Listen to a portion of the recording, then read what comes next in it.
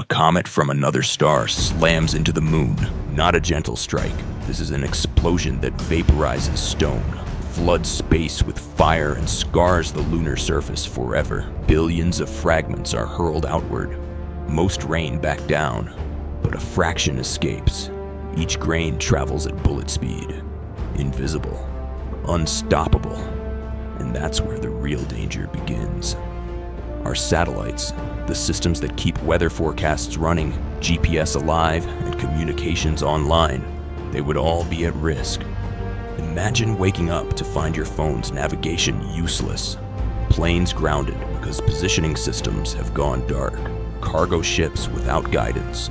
Banking networks cut off from satellites that time their transactions. All of that, gone. So what would we do?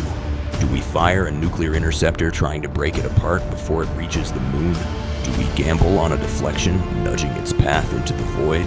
Or do we stand back and accept the impact, along with all the chaos that follows? Comment your choice.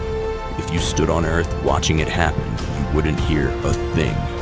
The moon would glow, a ghostly sunrise on its dark limb, but the vacuum carries no thunder. But here's where the mystery begins.